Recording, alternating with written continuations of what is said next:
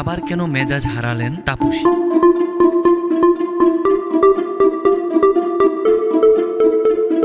বলিউডের জনপ্রিয় অভিনেত্রী তাপসী পান্নু আবারও পাপারাজ্জিদের সঙ্গে দ্বন্দ্বে জড়ালেন। তার ঠোঁটকাটা স্বভাবের কারণে সাংবাদিক কর্মীদের সঙ্গে বেশ কিছু তর্ক বিতর্কের ঘটনা নতুন কিছু নয়। আবারও এমন একটি ঘটনা ঘটালেন এই সুন্দরী নায়িকা, হারালেন তার মেজাজ। সম্প্রতি একটি অনুষ্ঠানে তাপসী এক পাপারাজ্জির দিকে ক্ষুব্ধ মনোভাব প্রকাশ করে বলেন, বহু কষ্টে আমি আমার কেরিয়ার তৈরি করেছি, আপনাদের কাছ থেকে আমি আমার এই অ্যান্টি প্যাপস ইমেজ রক্ষা করব। ক্ষোভ প্রকাশ করে তিনি আরো বলেন, আর যাই বলুন, আমাকে নিয়ে ছবির ক্যাপশনে খারাপ কিছু লিখবেন, ভুলেও ভালো কিছু লিখেন, আমার ইউনিক ইমেজকে খারাপ করবেন না। তাপসী পান্নু তার সরল এবং সোজাসাপটা মনোভাবের জন্য মিডিয়ার কাছে বেশ পরিচিত এবং এ কারণেই তাকে অ্যান্টি প্যাপস হিসাবে অভিহিত করা হয়।